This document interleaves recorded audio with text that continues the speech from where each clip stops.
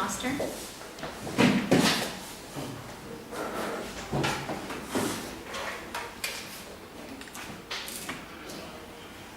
I'm 3 years old. I'm grasping the phone receiver. Tears are streaming down my eyes. I don't know what's happening. I was separated from my beloved grandparents. I can hear their voices, and I listen carefully and very, very attentively to every single word they're saying. I hang on every word, and in fact, I was falling asleep with the phone in my arms. Their voices were still around. My parents would sit beside me in dismay and despair and distress. They would not understand how their only child would not recognize them as their loved ones, as their parents. You see, at the age of 9 months, my parents gave me for upbringing to my grandparents, following the age-long tradition that Kazakhs have of giving the firstborn, eldest child to their grandparents to bring the child up until the age of 18. So as you can imagine, I was with my parents already at the age of 3. They found a compromise solution of giving me to my maternal parents from 3 to 6 so that I would grow up in those families.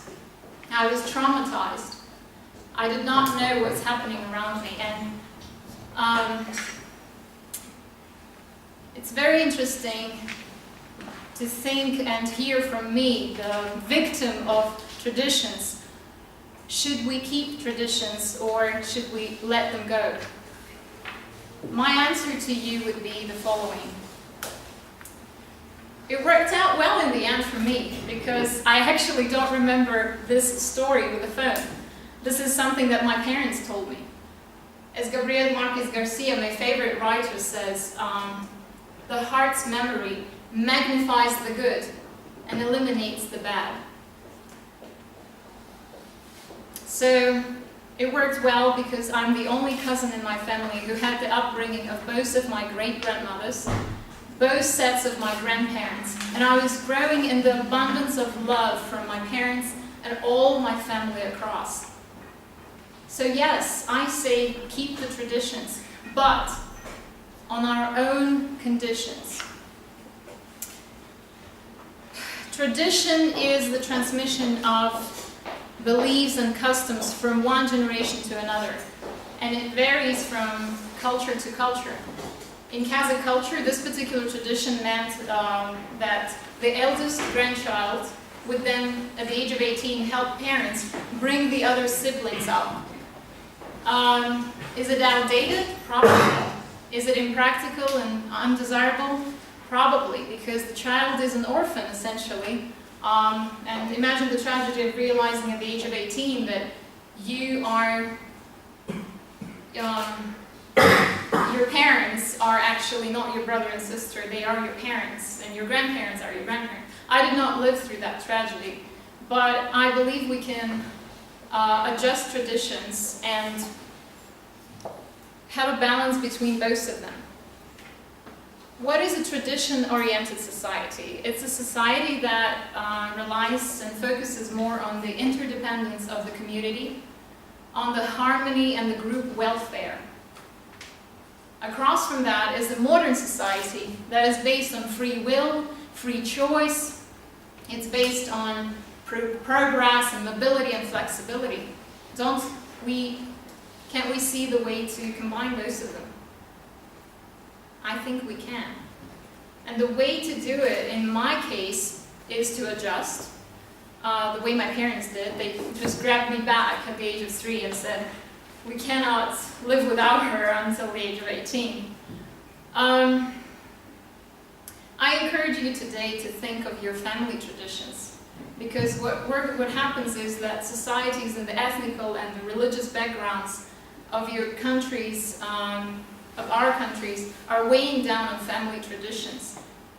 What we can do is reverse the trend and come up with our own traditions within our family.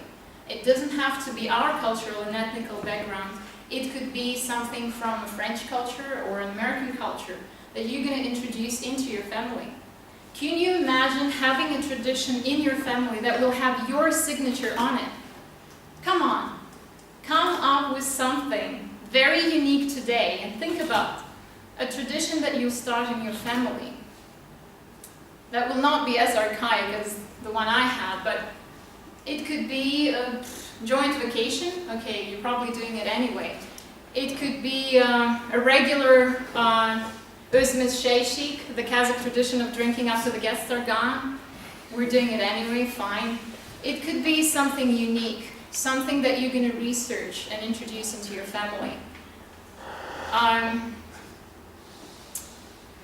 think it's a well-known fact, and psychologists agree that a child that is grown in a family where family traditions have been followed is growing into a loving, caring individual who loves and understands stability. That child is better integrated in society, and they know what role their families play in their lives. And the same way, we also can have the confidence in our life if we introduce a tradition in our family, whether it's our own family and we should have kids, it's great. It could be in your parents' family, it could be in your urban family with your friends, or a Toastmasters family, our community here. Come up with some traditions and let it be a gift that will be passed on from one generation to another. But make sure, while you're coming up with it, that it's something that unites the community, that it's something that connects us to each other. I didn't come up with anything yet, but I hope that I will at some point. I want some tradition that will have my name written on it. So, thank you.